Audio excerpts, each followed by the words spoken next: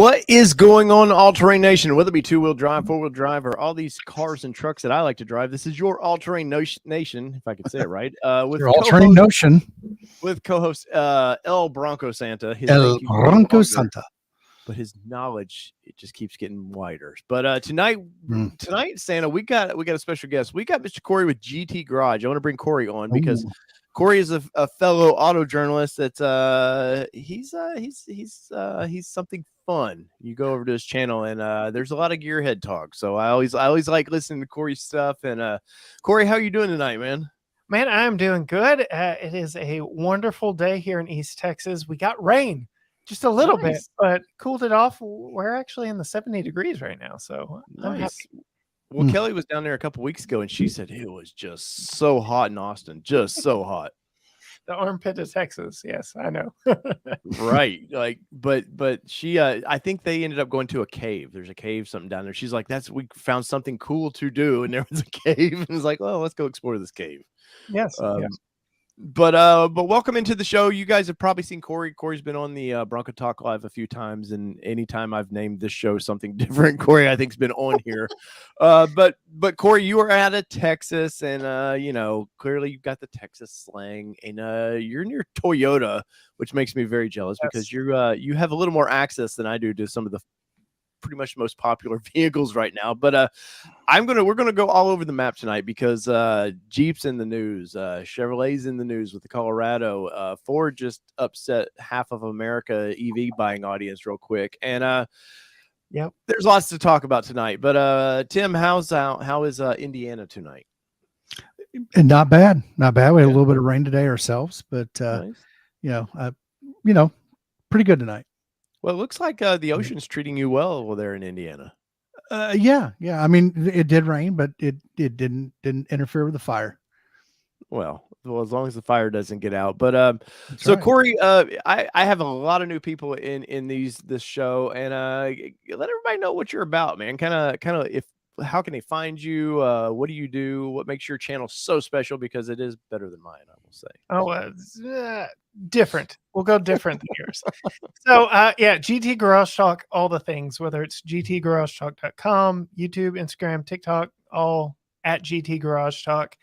So I've been into cars since I was 9 years old. I've always wanted to do something with cars, but never wanted to live in Detroit. So I finally found my niche. 35 years old, I found my niche. I am reviewing cars here in East Texas. And for 2022 and beyond, I've roped in my wife and my 4-year-old son to do family reviews with us. So every press vehicle we get, I'll do kind of that gear-headed, I got to know the numbers, how fast does it go, whatever. And then later in the week, I'll drop a review where my wife's driving the entire time and son's riding in the back seat, and kind of get a different point of view because she cares about things completely different than what I care about. Oh, of course, man. Of course, Kelly kind of the same way. She does the mom side of it and is like, this is what I need versus, the guy side where I just need go pick up my 6-pack of beer and that's all I need. The macho things. I'm kidding, of course. But no, I've noticed that you brought the family along on the channel, and man, I like the perspective that your guys are doing with that. You kicked off, it seems like, with a big family trip. You went out west, had adventures, and from there it just keeps on going with you guys. Yeah, and the brands keep rolling in. So we've had several Mercedes products. Next week, we're dropping our most expensive family review ever. It was a $128,000 S-Class. So we've been having some fun over here for sure. Do your neighbors, I know my neighbors, when I get press vehicles, they just, I had one go by the other day and goes, man, you always have the coolest cars in your driveway. What do you do? Do you get that with your neighbors? Or do they know by now? That's what you're doing. Well, no, that's Drug Nation. That's a different TV show. All Drug Nation. Yeah. No, but does your neighbors be like, what's going on with this guy? So I've got a pilot across the street. He and I are in close conversation all the time about he wants to know what's coming in next. I've got a steep driveway. So I'm actually in conversation with my next door neighbor who has a less steep driveway that I can cut across to. If ever I need his driveway, I'm like, hey, dude, can I drive up yours? Yeah. Yeah, certain cars, yeah, you don't want to scrape the front end of them as they're coming up your driveway. So I have had a Toyota Supra and a Toyota Sienna. Of those two, which do you think scraped? Oh, The the Supra, minivan. I'm assuming. Nope. I could get the Supra up, no problem. Every time I brought the Sienna home, it would drag. It was a platinum trim with a trailer hitch on the back, and it would drag that hitch every single time. Huh. Well, that's strange. I have the same problem though. Luckily, I haven't had any. Well, I mean, not luckily. Unfortunately, I haven't had any sports There you cars yet.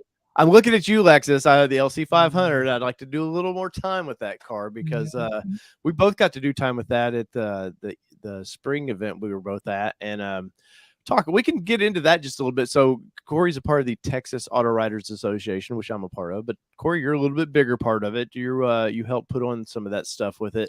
And we were Terry, let's face it. I take notes. right, but we were at the Texas Motor Speedway this past year, and Toyota and all of them brought out their fun kind of cars, and I kicked myself. I so wanted to do a minivan review because for this channel, people would be like, why is he talking about minivans? But I thought it would be fun, but I got in some fun cars, man. That LC 500, I rewatched my own video today. I was like, I just want to hear that car rev again, you know? Yeah, it's funny that you bring up minivans because I actually drove the Sienna home from that event. So as soon as everybody was done ragging on it for the 2 days we were out there, I got to take it home. And it has been one of my better performing videos here on the channel. I don't know if it's because with the family, I've attracted a much more family-friendly audience, but minivan content over here is blowing up for me, including I just put a reel out last week, this week, I don't know. We're at over 2 million views on Facebook because I showed off the trick center seat of the middle row of the new Kia Carnival, and everybody's just eating that up. 2 million views. I never in a million years would have thought that that would have been the most popular thing I've uploaded, but right. No. I've actually gotten pretty good numbers. Not quite 2 million.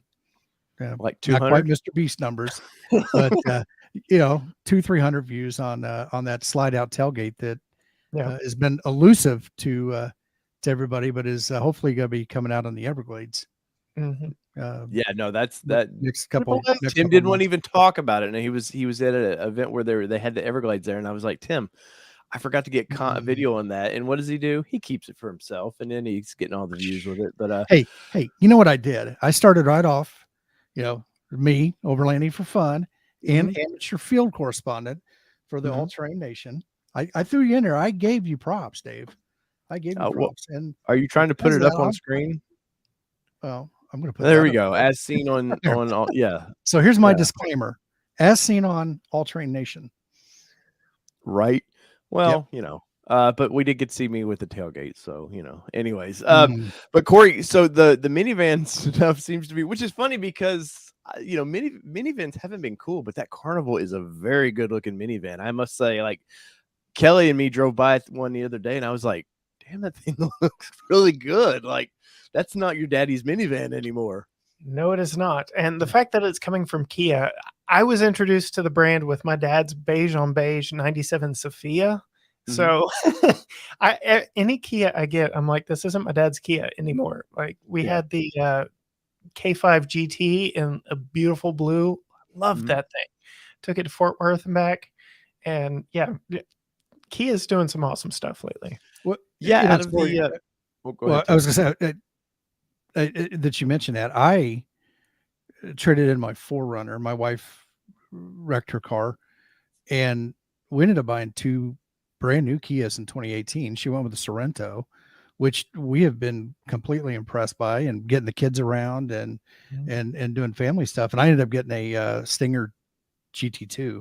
Nice. Man, I tell you what, that has been the funnest car that I have had. Now I did trade it in for the Bronco, but man, since 2018, Kia made a big shift, and they're not, they were kind of known for inexpensive, being free shit boxes. We'll say it, shit boxes. Yeah, you had a 10-year warranty, and I never.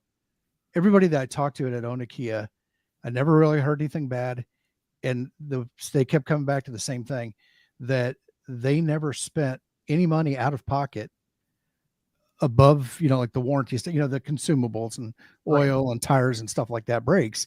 But that 10-year warranty, I mean, that lived the life of their vehicle. And we've had good luck with ours. And like I said, I traded the Stinger in. It was a fun drive, and it probably was a good thing because I'm sure I'd be in trouble. But so now I got the Bronco and I can just drive over things instead. Yes. Yeah, no, I was impressed with the between the Kia was it the GT inline GTs, or what is it, the 6, the little EV6 that we had, Cory. Yeah. Kia's been doing a did you guys freeze up on me? No, we're here. Oh, okay. Kia's done this whole GT line thing, which kind of twerks me off because it's not fancy. It's just marketing and unless you get one of those inlines though, man, they're fast. Oh, one of the EVs. Yeah, that little thing is fast. And I have to say, I like it better than the Hyundai, the Ion. What is it, the Ion 5? I like the looks of it better. Clearly, they're basically the same vehicle, but I don't know. I kind of like the Kia a little bit better. I still think they need a better logo. The 9-inch nails thing. I mean, yeah, if we would have done that in '99, I would have been really cool with that. But it is better than what they had. I will say that. Well, they took a lot of shit over the old logo because it looks like KIA, Killed in Action. Yeah. And so they did make a change, but I think it was a little too late. And like 25 years too late. Yeah. And, well, yeah. And the 9-inch nails look like you're saying, Yeah. They probably could have made it a little retro 70s Kiss, style lettering or something. Would have been a little better. Oh yeah. We'll just call the H model Beth, and I went out, rock and roll all night. And we'll just go with that. We'll go with the Kiss model. That guys work out money, so I'm sure they would have signed off on that. Oh yeah. Gene Simmons always needs a couple million. So yeah, but so I want to get into tonight's one of the main topics tonight, which is the Jeep EV, the little potential of a Jeepster. And it's a cute little thing, right? Yeah, well, no, it is cool, but Jeep is like, I remember like 4 years ago they had no EV program at all, and that was a big part of them trying to merge with Nissan and Renault, was to get that EV tech, to get a jump start on that. And suddenly now they have more EV, seems like, cars than anybody. Like, where did this come from, Cory? I like the look of it, but what's your kind of impressions of this little thing? Well, to your point, yeah, they kind of came out of nowhere with all their EV tech, and I'm really liking the 4xe stuff. I've driven a Wrangler 4xe with the head of marketing riding shotgun with me. I've driven or been in and around the Grand Cherokee. That's probably where I'd sink my money. As far as this thing goes, I'm a little too old for it. It seems very young. Like, I want to say it's a college car or a first car. It's not for me. I'll safely say that it's not for me. Yeah. And I'm even over here repping Team Jeep. So no, but the thing with, I always hear this vehicle's not made for, it's made for a younger audience, but who always buys that? The 50 to 60-year-old audience, because they want to relive their youth a little bit. They always want something kind of sporty and fun. But I mean, there's not much known about this right now, but I was blown away that the year what they did, the was it the Grand Cherokee? Did they do it the Cherokee yet? I can't remember if they've done the 4xe version of that just yet. Not for U.S. markets. I think they may have a overseas version of that one, but I know the Renegade has got a overseas variant. But they've come out swinging, man. And even if this is an updated version of the what's this based around? I can't even remember. Renegade. My mind is not. Yeah, the little Renegade. Even if this is what the updated version of Renegade looks like, a lot better than the current Renegade, in my opinion. But no, I mean, this is definitely a our friend Jill Seminillo. This is perfect for her neck of the woods, and it's something you can get in a garage if you have one. You can get around the city, and you put it away at night and throw it on the old charger, and you're good to go. The only thing I've had a problem with their 4xe program is the whole you're not getting a lot of mileage, true EV mileage out of these things.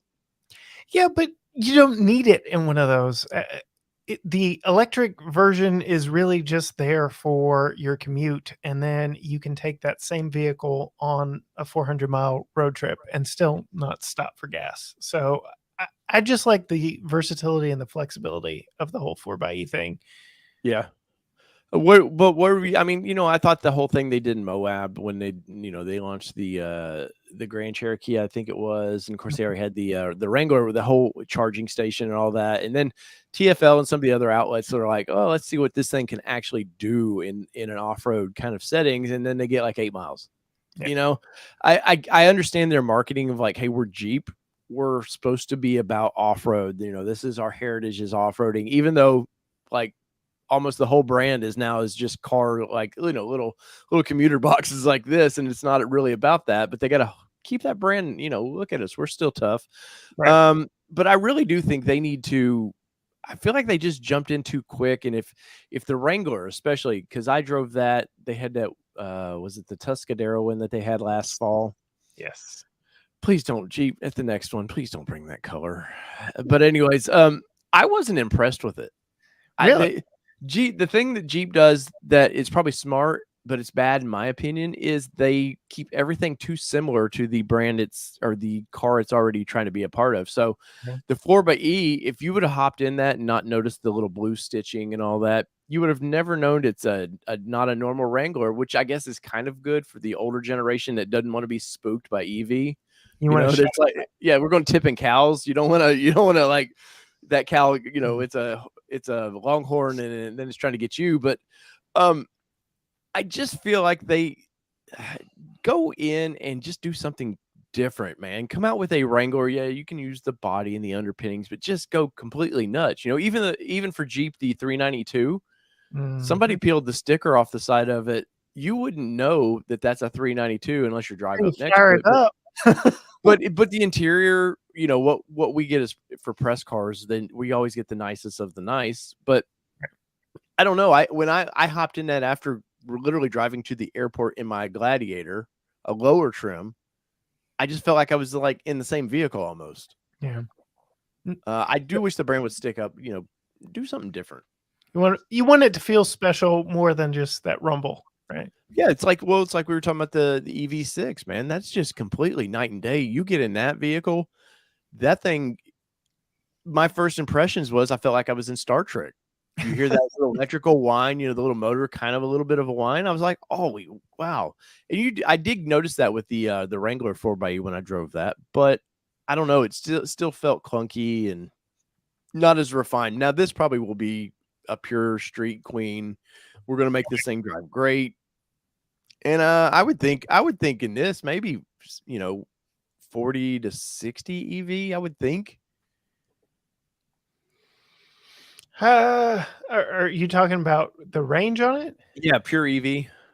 Well, this will be their first full electric. So, is this going full? Okay, because this shows how much I've paid attention. But yeah, if you don't get over 250, right there in front of you, Dave.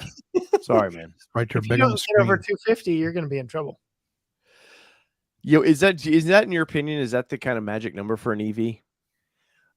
For me personally, here in Texas, I always held 300 as the magic number, and that is 300 at 80%.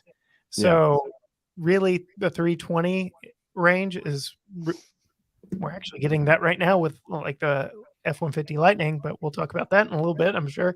Oh, yeah. Cory, are you in a metro area or in a rural area where you live?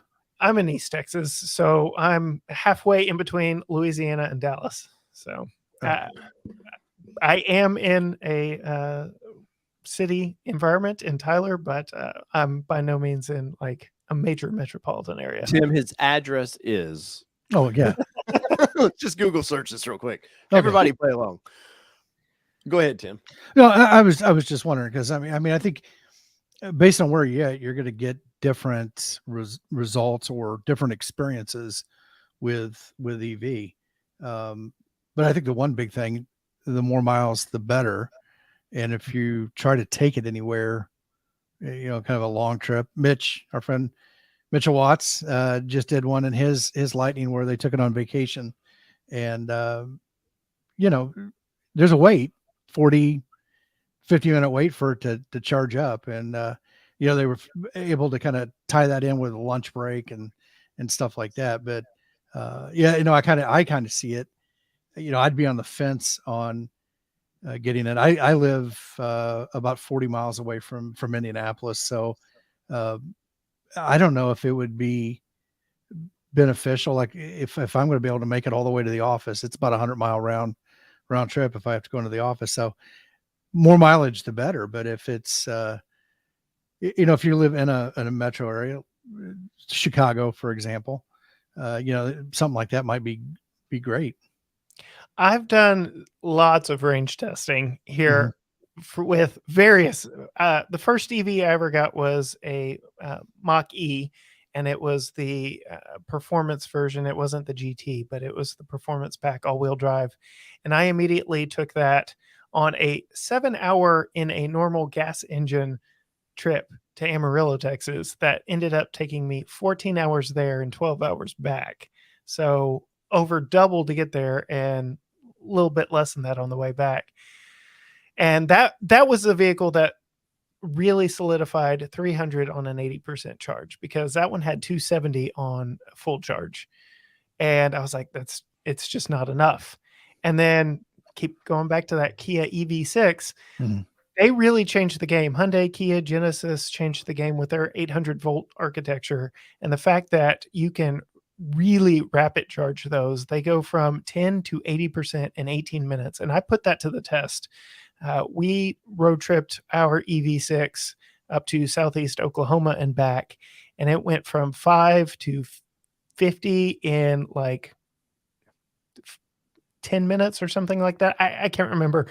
It's in my video, but that really was the game changer for me. And if you can get one that charges that quickly and the infrastructure starts filling in like it's supposed to, I think that's more important to me than that big total range number, is how fast can you real world charge it. And I saw in the chat here somebody saying 400 is a real magic number.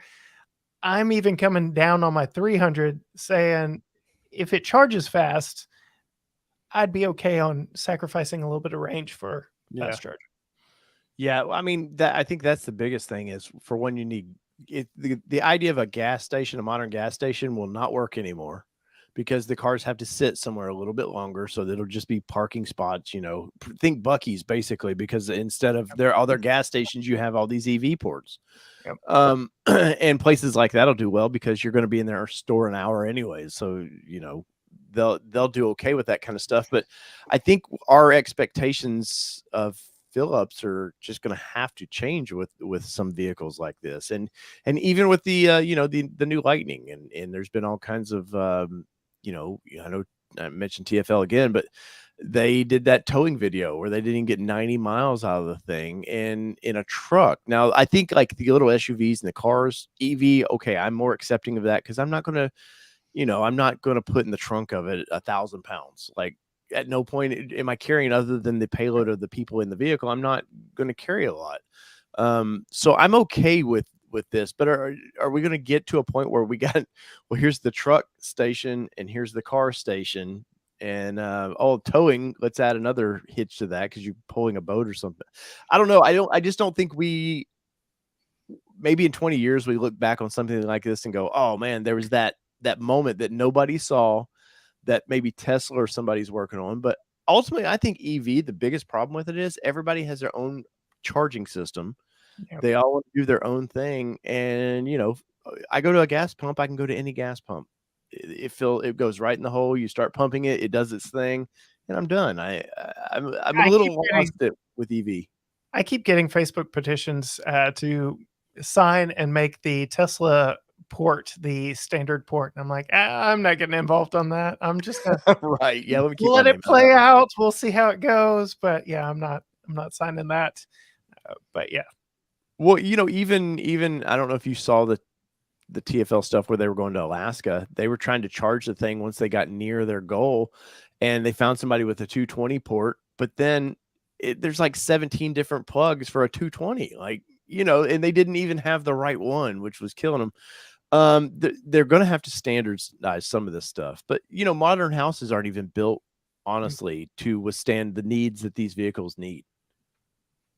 Yeah, my house was built in the early 60s, and luckily for me, my parking spot in the garage faces my dryer, and it has a 220 plug right there. And I bought an adapter for that very reason, that I can plug my portable charger in. Our channel is sponsored by Electron Chargers. You can go check them out, GT Garage Talk /gear.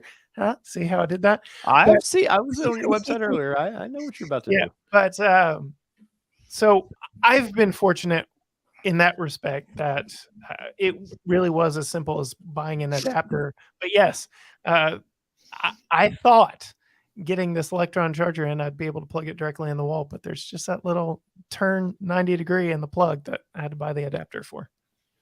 Yeah, Sorry, you cannot dry the clothes tonight. I have to charge the car. you want dry clothes or do you want a car? Which is it? Hey, Tuesday's that's a laundry modern- day, so we're good there. Maybe it's a modern way of keeping your teenage kids at home. Sorry, Forgot to plug the car in. Well, yeah, it's funny can't go that you anywhere. bring that up because my son, 4 years old, has a plug-in Power Wheels knockoff Jeep. It's all he's ever going to know. Let's face it, he's 4 years old. All the automakers are saying they're going full EV by 2030, 2035, whatever. Insert future year here. And it's all he's going to know. He's never going to know anything different. I will always keep a gas-powered car in my garage, but for the most part, I don't know. At some point, we're going to be the old fogies if we aren't already. Oh, of course. No, of course. But till somebody comes up with a standard, I think it's just a mess. And I know these dates that they keep throwing around, and I've been on the GM kind of beating GM up here lately because as a company as a whole, they just don't seem to. They got a weird focus right now. They're sort of all in with EV, but we got these truck customers that are actually paying the bills. We got to kind of like keep them in a line. You know, there's the new Silverado, which I have a reservation for, but honestly, they've given me no updates, no nothing, and I've kind of lost interest in this vehicle. But yeah, like GM, I wish they would make up their mind. I know they've set these hard dates, but they don't even seem to be like, I don't see how, because we 2030. Wow, that's so far away. 8 years is not that far away. Like, I don't see any of these companies ever becoming completely, we're completely environmentally friendly. If I'm not mistaken, GM's backpedaled on their original terminology or phrasing of it all. They started saying everything all electric, and I think now they're saying electrified, which means there will be an electric option for every vehicle in the lineup, not necessarily everything fully electric, which that excites me. I'm like, okay, look, let's not give up on gas just yet. We're not there, and there will for pickup trucks, especially hybrid. I'm fine with hybrid. The power boost stuff is great. The Toyota, what they've done is a little bit of a head scratcher, but they're carving their own path out with that. I'm fine with a hybrid system, perfectly fine with that. But I don't see trucks right now. I just, unless Tesla, once they actually release a Cybertruck, it's some mind blowing thing of like, oh my God, they cracked the code. Yeah. I think even Tesla's range initially was it was 5. It was like 500 miles, what they're claiming. But even at that 500 miles, you start towing something with it. You're talking now realistically what we're seeing with the F-150, you're talking 150, 160 miles of actual towing. So I'm very excited. I've got a press vehicle F-150 Lightning coming a week from tomorrow here at the channel. So I am beyond stoked to actually get one for a week to put it through its paces. But on the flip side, going to that whole towing notion, I actually interviewed the chief engineer of the Silverado EV twice, once at the Chicago Auto Show and once on my podcast. And the way she approached that truck is she literally wanted it to be as equivalent to the ICE version as possible.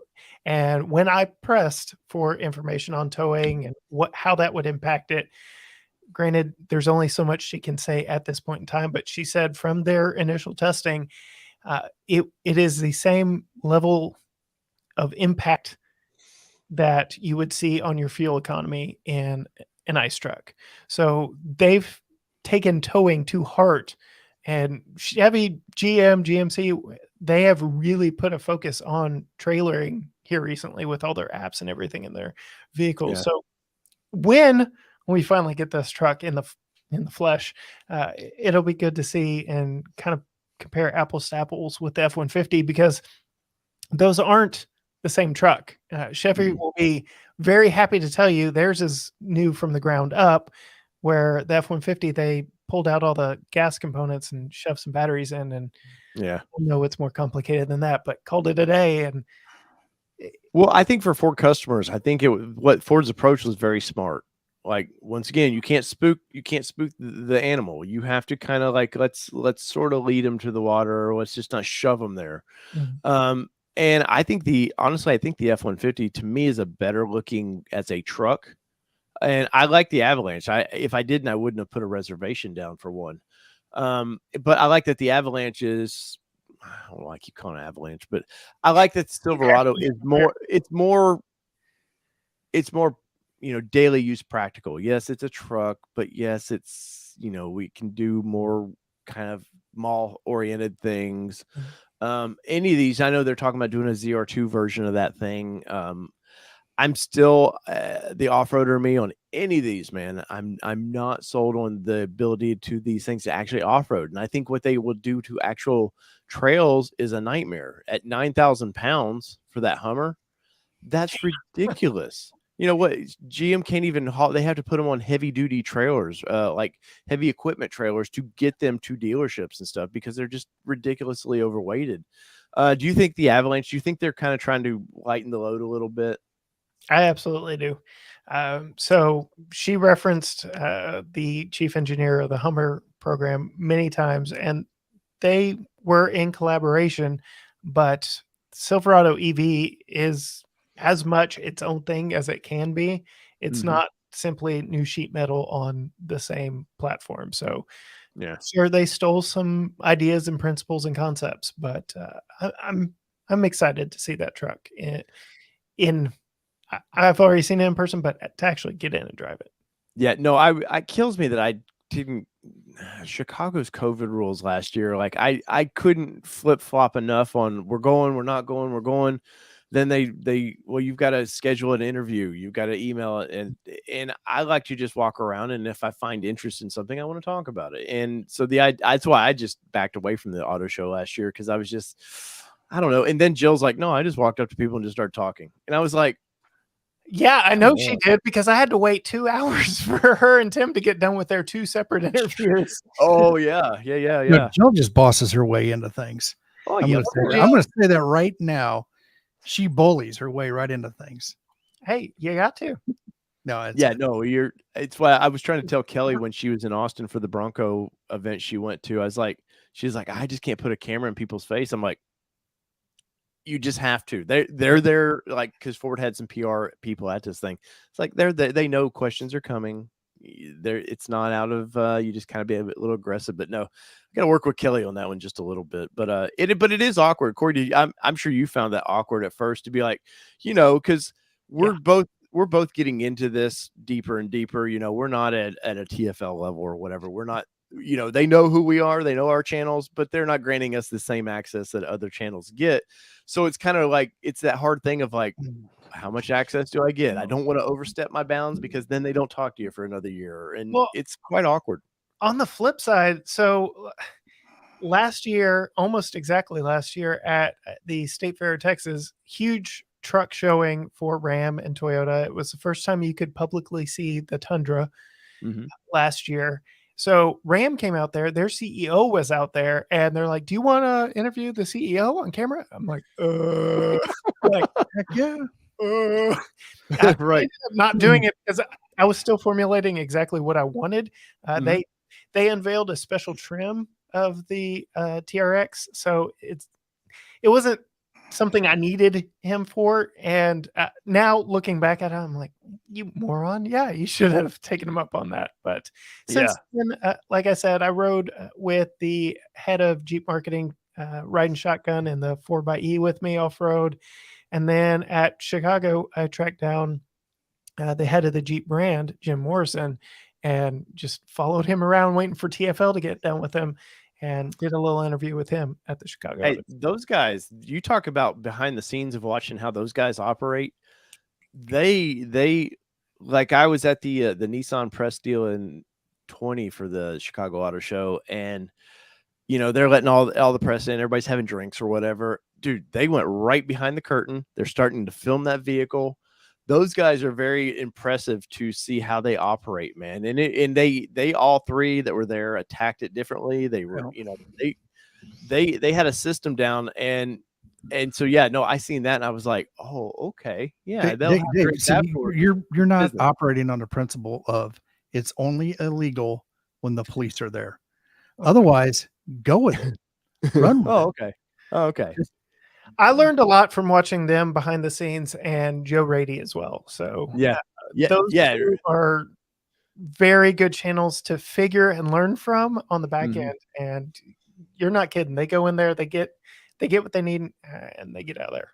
Well, that's was me at SEMA last year. I scheduled to be there one day, and we had some people we met up with there that were going to be there for multiple days. And they were like, why are you're just, and I was producing stuff on my iPhone, putting it on YouTube, and being some of the first to talk about it.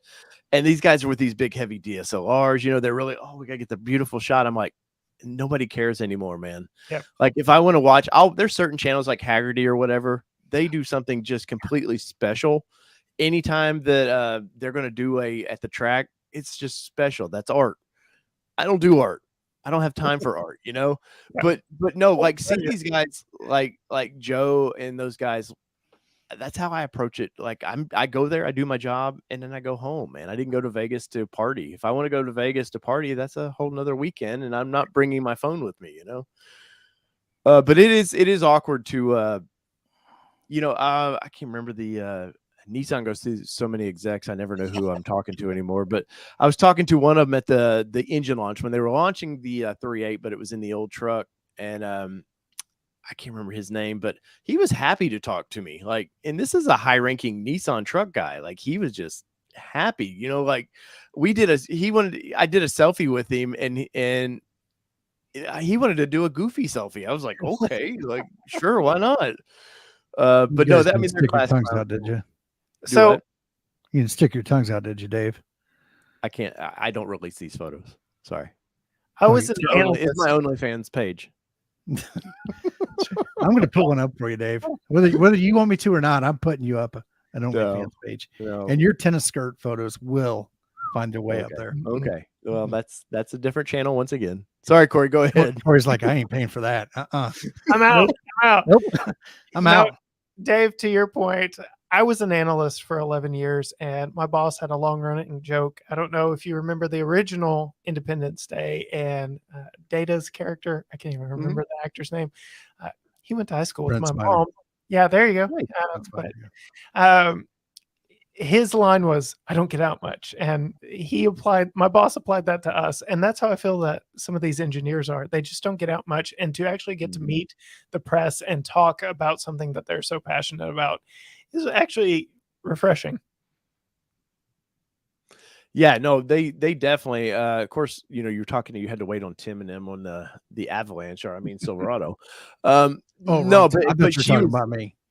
She was very happy too. You could tell she was happy just to. Sometimes I think on new product launches, they're just happy. It's a relief. Like, finally, I can get this off my shoulders about this and have some fun. And speaking of getting off the shoulders, because I've slightly strayed us a little bit. Cory, you're a big fan of this pickup truck right here, and I've talked about it. Take my money right now. I really is a very good looking pickup truck, but some news that broke that some things it's not going to get, and I know you're a GM fanboy, so why are they not giving the midsize truck the respect enough to give it the Super Cruise? That I know in the article it says, hey, we know our market. I don't think GM half the time knows. 30 years ago, GM, yes, they knew their market. I don't think they know their market, but why is the little truck not going to get the cool driverless feature? I'm I'm gonna agree with the article and with GM on this one. At that price point, I really don't care about that feature. We're not really getting into a premium vehicle. This really is just going to be a fun vehicle for my family. Mhm. I'm not even looking. For me, it's like two ends of the spectrum almost. I really like the base model. Mhm. If I were to actually buy one, it would probably be the Z71, but I really want the ZR2. But that Trail Boss that they've got on the drives article right there, I could give or take that one. Really, I think the Trail Boss is the best if you want a 4-wheel drive pickup. If you just need the 2-wheel drive version, the LT, whatever their little work truck version, probably is more than fine. No, I think the Trail Boss for an off-road vehicle is their sweet spot. I think the ZR2 is going to be pricey. Yeah. And I think the ZR2, we'll get it. I will save this because I want your opinion of the ZR2, but I mean, I kind of agree, but the problem is these trucks are going to be $50,000-$60,000, and you're saying, oh, that's the entry level. And me as a truck lover, I'm over here going, now what's the full size truck I want? What are you saying? $80,000-$100,000? I mean, prices for these trucks are just skyrocketed like crazy. But I think it needs it. I think in the upper trim, like the Z71, why not? Yeah. So I actually spent the day today editing my 2022 Silverado RST video that goes up tomorrow. And that truck was over 50,000. And the last time I owned a Chevy pickup truck was brand new, the 07 body style. I bought that thing $37,000 and some change. You can't hardly get a Colorado for 37,000 now. It is ridiculous what truck prices have done in 15 years. And I have a hard time forking over that kind of cash. Like, it's why I'm still driving my 2013 model Chevy. Like, Yeah. car prices in general have just gotten stupid expensive. And there are a few hidden gems in there that have really surprised me. And shocker, Kia Forte GT is right in there with them. One of the best videos on my channel shocked the pants off of me at 26K. Right.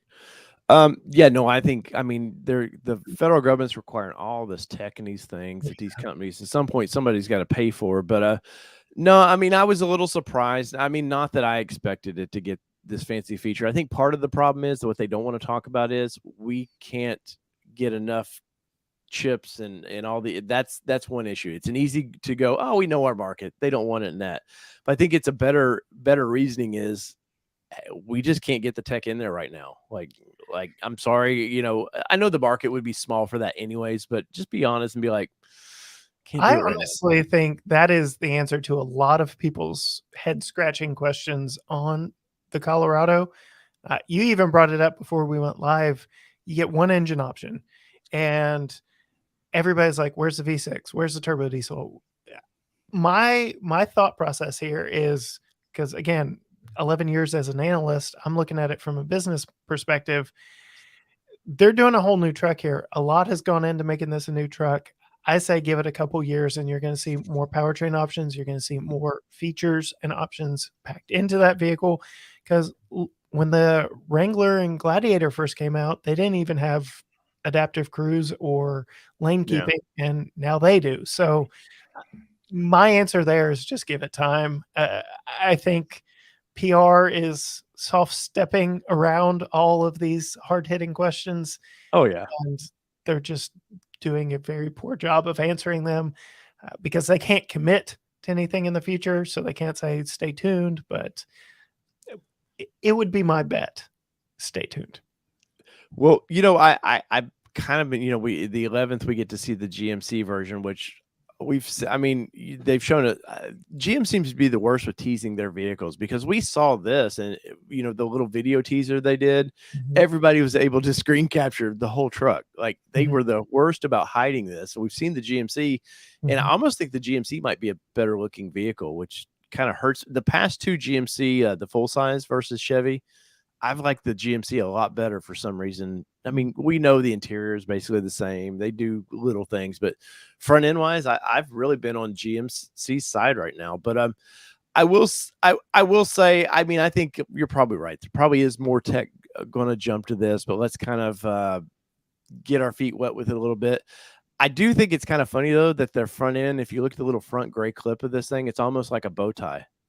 Have you noticed that at all? No, If actually you look, not. Quint if just you look at, but if you look at a lot of their stuff, I kept going, there's no way they've put a bow tie as this front. Nobody would go that silly, but it's not. Every time I see that, though, there's this one side image that I see and it looks like a bow tie. Yeah. I love the color. I like that they've went with some kind of crazy colors. That yellow, that kind of solar yellow, whatever they're calling it. That's going to be a good color, but they're not going to sell many of it. But this red is real pretty. I love that desert sand color that they've been cranking out, even on the full size trucks. Like, well, thanks to Toyota on that. Toyota proved that people will buy that khaki color. Yep. Every guy that wants to pretend they were overseas fighting a good fight, that's the color they want. They grow your beard. Oh, sorry, Tim. Talking about beard.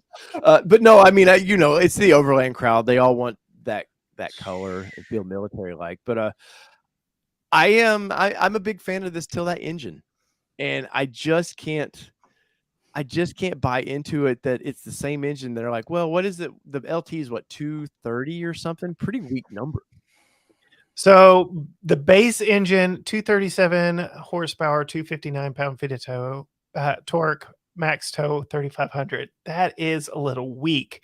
But then you step up to the Turbo Plus. Their branding is terrible. 310, Yes. 390 on that with a 7,700 pound tow rating. And that's probably the powertrain I'm getting. And then that high output, 310, 430. So 40 more pound-feet of torque on that high output. And that's actually a rather appealing engine powertrain option for me in a smaller truck.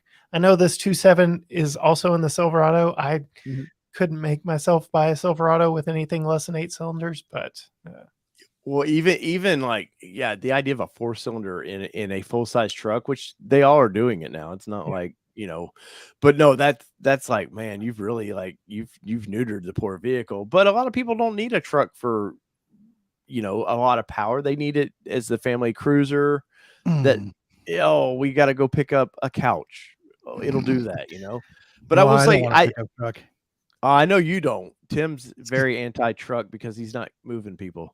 That's yeah. right. Well, I would love to have a truck if I had friends that could not be so cheap and hire a damn moving company. Yeah, the moment you buy a truck, you find out who all really needs you. And Exactly. Yeah, no more. So I mean, some of these short bed trucks, big enough to put a big screen TV in, I'm fine with that. But get one of these long beds, and they're wanting you to haul their couch and their beds and all that other crap. I'm not every for that. cousin comes out of the woodwork, huh? Is what you're saying? That's right. But Cory, what I'm very interested in your opinion of this little truck is, okay, so the ZR2, it's honestly, with the front rear lockers, it's been kind of the king of the hill for midsize trucks. Even though even the V6, I thought the engine option or the engine power output was a little weak. No, it wasn't bad, but they could have improved it. They could have beat Nissan. Nissan's had 310 now since 2020. Numbers matter with that for some silly reason. It's probably the GM engine's a better engine, but for whatever reason, people like horsepower. Ford Ranger Raptor is coming. We know it's coming. Right. It's going to have 400 horsepower at minimum because it's going to be basically the same as the Raptor now. Do they detune it slightly? Probably. I think they'd like the Bronco Raptor to be a little bit better. But so you go, okay, 310 horsepower or whatever this is going to be. And then, or the Ranger Raptor, that's going to be 400 horsepower, 400 and whatever, probably nearly 500 foot-pounds of torque by the time they're done with it. That's a hard, that other than styling, that's a hard sell for a lot of people who are torn up on numbers. I've been back and forth here lately because the more vehicles I actually get seat time in, the less I spec sheet jockey is how I'll phrase it, because so much could be hidden in those numbers. And like you said, the GM engine may just outperform that Nissan engine, which I liked that Nissan when I drove it in the Frontier. Yeah. Chevy does like to claim that the high output version of this 2.7 is more powerful than both the V6 and the diesel in the outgoing model. So they did step it up. Again, I have a feeling competition will spur the Bowtie brand to maybe do just a little bit more. That's why I love that the Ranger Raptor is coming out. That's why I love that the Gladiator exists at all. Like, give me competition. Let's see, let's take the gloves off and see what happens. Oh, definitely. No, definitely. I just think that GM here lately has just been sort of, they tiptoe into segments. They don't want to dominate anymore. And if you look at truck sales as a whole for them, They do what?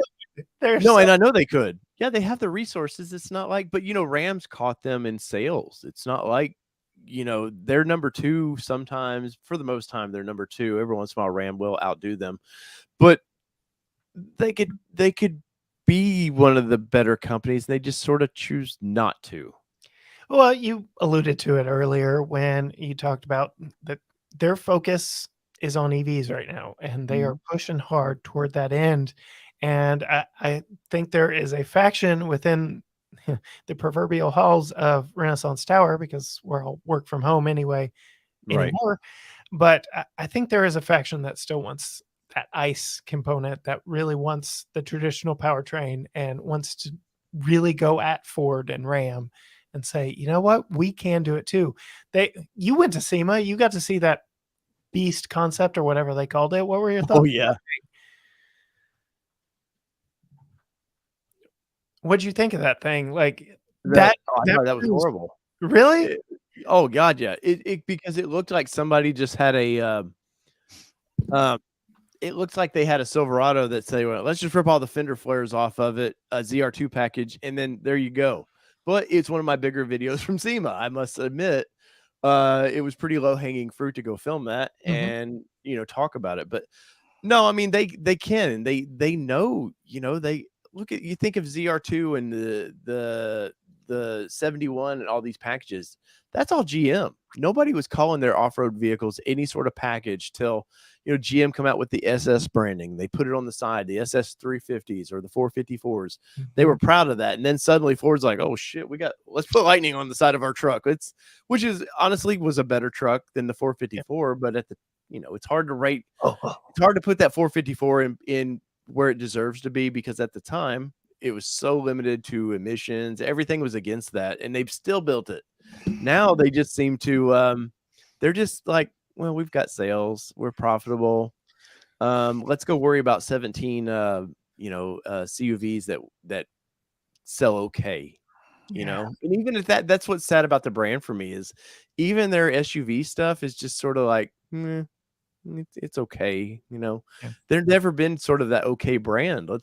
Especially Chevrolet, I get Buick and some of these others, your grandparents' brand, like, let's just do okay for them. Chevrolet was the excitement. So Dave, would you feel better if they slapped a Buick logo on the front of this thing? Well, I mean, I have one back here I could put on it. Well, there you go. No, but my point is, this is a beautiful design truck. It really is. Had they I get the diesel, completely get the diesel. Diesels are out. There was that for the past 25 years. Every guy's like, if they put a diesel in this, I'm all about it. They didn't buy them. Yeah. So I get that. And, but if they just would have gave me 2 engine options, the 4-cylinder for everything except for the ZR2 package, give me a V6. It could have been the carryover with just, put a supercharger on it. Would have been fun. There's something about the TRX. Cory, you've done time in a TRX. Oh, yeah. You hear that supercharger whine? It's so exciting. Now, is it any more powerful than really Ford's Raptor? I don't know. I don't care, but it sounds a lot cooler. I can say that. It's addictive to just dip on the throttle there. That's why it's like 8 miles a gallon rated. It's because they know people are just. And Cadillac's got that 5-liter supercharged engine in their Escalade that you can really cram into that thing and have some fun Oh, with it. Tim's all excited by the Oh, Escalade. dude, I'm all about it. $150,000 Escalade. When this show goes syndicated and I make my first $150,000, I'm going right out to get that Escalade V. Well, you know, by the time you get it, it'll be about $30,000 on some used lot. Yeah. Well, there you go. Corey, I'm curious, Corey, do you see this? Because I've talked to Tim about this a little bit. Do you see that, especially with Cadillac, they do a lot of cool things that nobody ever knows about? Yeah. Like the Blackwing version they have now of the, what is that? I can never keep up with whatever they're calling CT5 and CT4. Yeah. So the 5 is the big one. Right. And nobody's going to know about that vehicle in 10 years. You're going to be able to get a little hot rod that if you want to go really have fun with a manual transmission, and you're going to find it on a lot for $7,000 because Cadillacs, for whatever reason, just, they keep changing the brand so much and they do so much cool stuff with their cars, and then nobody knows about it. Yeah. Again, another one of the EV casualties moving forward. They're teasing now this $300,000 sedan hatchback thing, which really has me scratching my head because, yes, currently you have the CT5V Blackwing, you've got the Escalade V, and you've got all this cool stuff out right now that just scratches an itch. But yeah, to your point, I think that you will be able to find them on a really good deal 10, 20 years down the road and snatch one up and have you a really fun car. Oh yeah, no. And like Tim, that Escalade that you want, I'm telling you, man, in 15 years, you could be able to buy this $150,000 whatever, and for nothing, for pennies. And that kind of sums up the GM brand, though. Other than Corvette, I don't know of anything in the past 25 years that they've done that is sort of kind of a collector's fun car. Like, what if they built that you go, oh man, that was a collector? Pontiac Solstice. The what? The Solstice? Solstice. Yeah, but that's only a collector because they killed the brand early, or killed the model early. That silly looking skateboard truck thing they've got. Well, the Solstice I love it so much better than the Saturn. And the Saturn seemed to be more popular, but the Solstice was such a throwback looking car, a beautiful car, man. Yep. And then they had a Targa top for like half a year. Oh, and we have one in town. There is one in town. It's so I'll get a picture of it every so often when I see it. I'm like, it's just so cool. Yeah. So to wrap the truck up, Corey, you're pretty clear that's not going to get the Super Cruise or whatever they call it. And for me as a consumer, it's a hard sell to even get my wife to use technology. I use it in everything that comes our way just to see who's doing it the best. I have yet to put Super Cruise to the test. I've had a couple stints behind the wheel of an Escalade, but not on a highway. So I'm yet to really test it out. The F-150 that I'm getting will have Ford's Blue Cruise. So it'll be really interesting to see how that does. A brand that, we keep coming back to it, but brands that I think could flip the switch and have a just fantastic autonomous program would be Hyundai, Kia, and Genesis. Their driver assistance tech is top notch, one of the best that I've sampled in any of the vehicles that I've driven lately. And better than Mercedes, better than some real premium brands. So it'll be really interesting to see where that avenue of the industry goes, because I ask everyone who comes on my podcast, do they like more tech or less tech? And the number one prevailing answer is more if it works. So Kia, Hyundai, Genesis, it works. It does a good job. Some other brands, not so much. Yeah, I do think that tech-wise, we're throwing darts right now, just seeing what sticks with consumers. Like, because, we've got, this could operate the car now. So it literally will. Coming this fall with iOS 16, the iPhone can take over all the screens. Yeah, thanks, Apple. Thanks. I love you, but I don't need you in my life that much. Well, GM's already partnered with Google, so Google's running all their infotainment. It's coming. It Oh is. no, yeah, the Google's great when you know, you don't pay for all the services and stuff. Suddenly all your which is we're kind of getting into this. This is a Tim topic here. But yeah, the ZR2 package, there's a guy, I can't even remember his channel. I was watching the other day. He got the 3-month subscription or whatever. And then suddenly all the street signs stop working on the vehicle. They still show up though. Yeah. Which is annoying as hell that, oh, you can see it, but we're not going to tell you what any of these numbers, any of the navigation. In navigation in vehicles, just stop putting it in there. Yeah. There's I have not used a in-vehicle navigation outside of Mercedes in 10, 15 years. And the only reason I used it on the Mercedes, they've got a lot of cool features with augmented reality and all the cameras that they've got in there. So that's the only brand I've really used it here lately. Yeah. So Tim, you brought this up that I just was picking topics, but no, I know, but you had brought this up a little bit. And look what you got pictured right there, right? I know. That's what caught his attention. Yeah.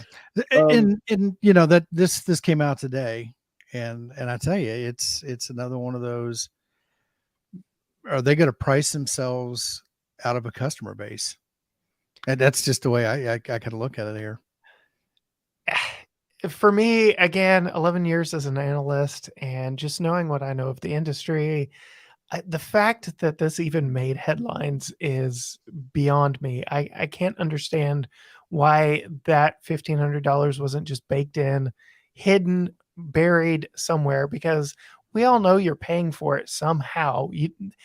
Nothing's free. Yeah. All these buy a phone for free. Well, you got to sign a 2-year contract and do this and that. Yeah. They're getting their money, whether it's selling your data or locking you in for an extended period of time. So yeah, the fact that this made headlines is an odd one for me. Yeah. So the headline reads, GM makes $1,500 OnStar subscription mandatory on GMC Buick Cadillac models. And this isn't out of the blue. Like, they've talked about this for several weeks now of like, hey, we think, Tim, what was the number? You had it. I think we talked privately. They had this weird number of like, people are willing to spend up to this much money for extra features. Yeah. It was about somewhere between $125 and $150 a month. In whose household? Not mine. Yeah. Well, apparently the executives at GM marketing, in their households. But and it was just like I guess kind of separate from the phone bill, separate from your TV and stuff like that. It was they felt you had that much money to spend in disposable, we'll call it loot crate income, and they just wanted and I understand the mentality from a sales perspective, but we're going to play Fortnite now with our car purchases, and hopefully that box that I just paid $10 more than I should have is going to have heated seats. Oh, it's winter. I need those heated seats. Oh, I got Blue Cruise or Super Cruise. Well, okay, we'll try again next month. Well, I wonder if it's going to be like people signing up and dropping subscription services for streaming. Like, oh, it's cold outside. I'm going to pick up the subscription service for heated seats and then drop it when it is 100. It's BMW that's doing that, right? They have subscription services for heating. Something you've bought physically in your car that you can't use because they don't want to turn the button on. And they're only testing that on overseas markets, as far as I understand. But that, again, is the fact that made headlines. I get it from a manufacturing standpoint, make everything the same and just toggle stuff on in the back end. But don't be so blatant about it that it is frustrating that it just seems like a cash grab from BMW. Well, it's like a proud moment for marketing. Like, how much can we put on these poor people? How much more can they, weight can they carry? It is kind of strange. But there's a hacker out there just waiting to, there's all the little plugins that you do to your OBS ports that somebody can crack it. And I will say though, GM is their computer. Nobody's been able to crack Corvette yet. So they're getting pretty unhackable, but somebody's going to have a plug and play something that for $300, you get it and pull it out when you go to take it service, and take it, put it back in when you get home. The new Rebels. I just need my heated seats. Yeah, right. I remember with satellite technology, my dad used to have one of the big dishes, and they were buying the scrambled boxes, and you could get TV, everything for a year. And that same mentality will happen to cars. But I really think the future, they don't want people to buy cars is what it is. I think they want you to lease it, either rent a package of, for $1,100 a month, you get unlimited use. It'll go like AOL used to be, 40 hours. Oh, I only can afford 40 hours this month. Well, Cadillac has tested subscription services here in the States. Volvo's done it. Several brands have tried a full-on subscription service, and it intrigues me. But as a gearhead, I still want to be able to own my vehicle. Yeah, I want to modify my vehicle if I want to. Yeah, which is from that modification standpoint, I feel you. But on a day-to-day, I mean, unless you get lucky, vehicles don't appreciate.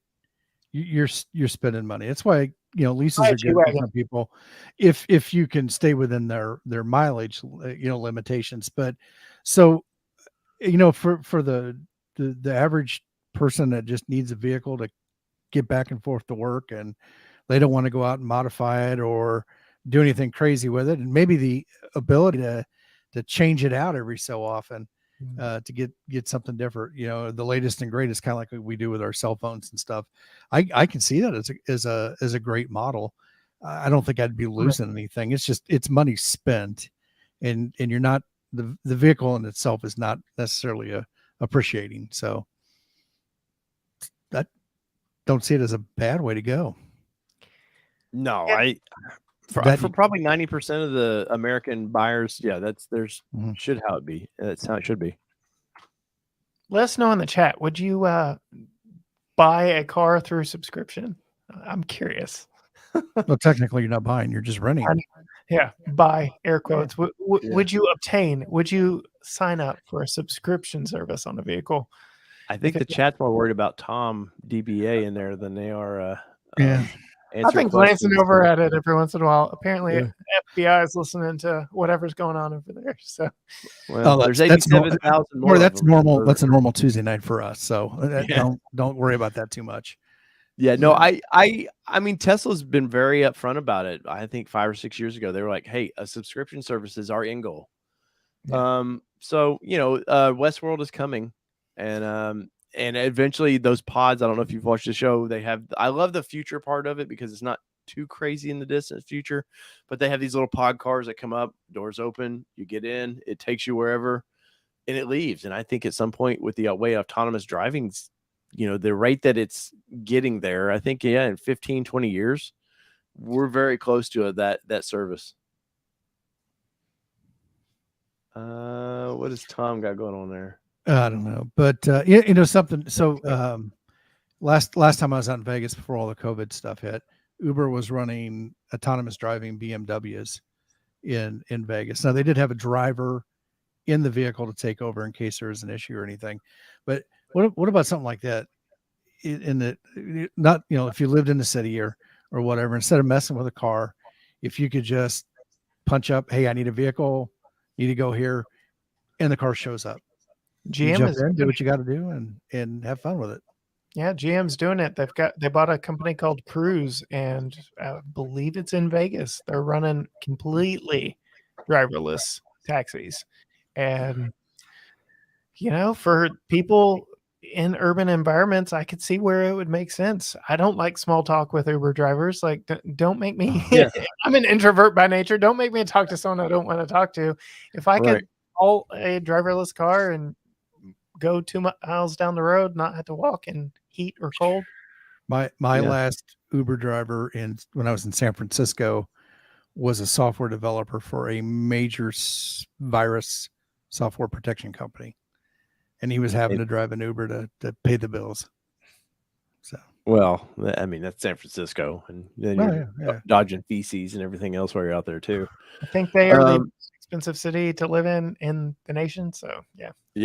And on a side note, speaking of that, I just saw a report saying that like grocery stores, restaurants, stuff like that, are having such a hard time affording people or having employees because they can't afford to come into the area to work because it's so expensive now. Yeah. Wow. They can't afford to live there. And so they'd have to, 2 hours, 2.5 hours to commute in. And they can't afford that because of the high cost of gasoline. Well, And they'll like have that. pods like they do in Japan. You just rent this pod and you stay, when you work there, you stay in the pod, you work for 2 weeks at a time, then you get to go home. And then you can go about your business for a couple of days and then come back to the pod. What was the Soylent Green movie? Gosh, 1984. What is it? Was that 1984? No, it was a futuristic movie. Anyways, I don't want to go on that tangent. I'll be here all night. So Cory, I have your website up here. I want to bring it up. Okay. So this is Cory's website, guys. Go over there, check it out. Clearly, like, you can listen to Cory's podcast on like 17 different places. It looks like That's a lot. That's a lot there. That's like if that was medals on your uniform, it would be like across your chest. Well, he's the general of Garage Talk. There you go. But no, a good website, man. Banger. Lots of good information on there. Go over to Cory's channel as well, and if you haven't, just go subscribe to it. Check out what he does. I've known Cory for well over a year or so now. A couple events together. Always a different take. That's the thing I like about your channel. It's not the same old. Your views they're very Texan views sometimes. So I kind of like that. Hey, especially when it comes to EVs, give me mileage. Yeah, I like that it's not a Colorado views or Californian views. I like that there's maybe more my side of the country views over there. But go check it out. My number one most, like, as a consumer, the feature I want most is ventilated seats that remember that you had them on every time you turn off and on the vehicle. And Kia, Hyundai, Genesis have failed me. I think the Tucson was the only vehicle that actually remembered I had the ventilated seats on. But y'all, it gets hot here in East Texas, and I want those seats on immediately. It was hot in the Austin area when was that? October that the fall meet was. It was hot then. I don't want to be over there. I even thought about moving to the Dallas area at one point. So I'm kind of glad I'm stuck here in humidity of Tennessee, I guess. Oh, you don't know about humidity. I grew up in the Houston area, boy. It gets hot and humid. Your hair frizzes. It's bad. Oh man, but so Cory, what videos did you said you have coming up here soon?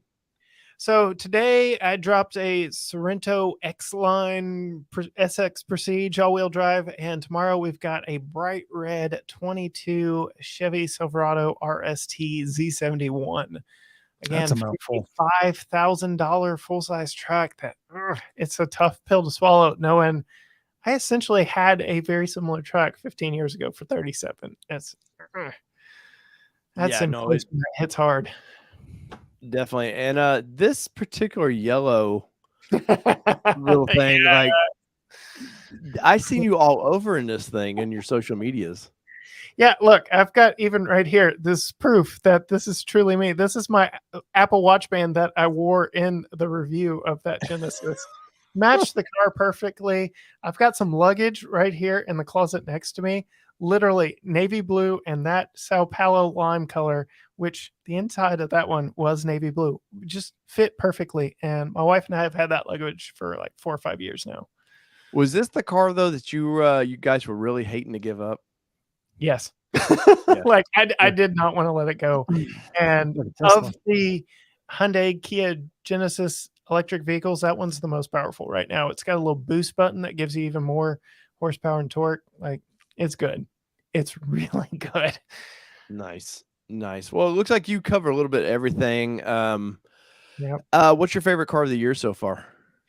Oh man, that Genesis ranks pretty high up there. Both that bright lime one, and then I had a 4-cylinder GV70 that I absolutely loved as well. I'm really loving the Genesis brand, and I'm happy that brand's focused now. That they kind of know what they want to be now, and of course, they hired one of the most kick-ass ladies I've ever met for a PR person now. So Wendy Orthman over there, like Yep. she is going to market them like crazy. But no, the color, I like bright colors, but I don't know on that one, man. I don't know. Go watch the family review video of that one. I did a little fun editing to make my wife happy and made it the I can't even pronounce the mint color. Their names, oh, they're tough, but I had a little fun with that one. Well, there you go, guys. Go over to Cory's channel, and Cory's catching me on subs, man. So wait, don't go to sub to his channel. Stay on mine. Don't. No, that's good to see. You've had incredible growth this year, man. Like it's very cool to see the growth you're having, and you're putting out great content. And once again, I like your point of view on things, and I'm going to continue to be a fan of your channel. So Cory, any last words, buddy?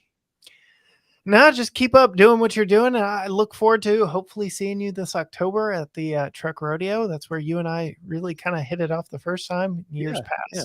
So yeah, no, me and Kelly definitely will be there. I'm not going to miss the Texas meet just because I love the food. Like I'm coming to Texas for food. Year. We've got a new venue that we just got back from a couple of weeks ago, scoping it out. It looks amazing for just getting down and dirty with these trucks and off-road vehicles.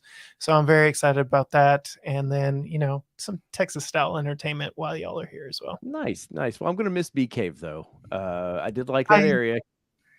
But Kelly spent some time a couple weeks ago when she was driving to her event. She went to Bee Cave just to hang out, and because it's a fun little town. But no, you definitely see me in October. But we want to say thank you for being on the show tonight, man. I thought catch up. Once again, you do, like, you're putting content out like crazy. I cannot keep up with 3 days a week. If I can hold to it, 3 days a week. Well, once again, guys, go over there, check out Cory's channel. So whether it be 2-wheel drive, Tim, 4-wheel drive, does it really matter what we do? Oh, we getting out of here? We're getting out of here, buddy. Oh, I'm sorry. I thought Cory was Tim's just over there out. asleep. Man. All righty. All right. We're out, everybody. Peace. We'll see y'all next week. Thanks, guys.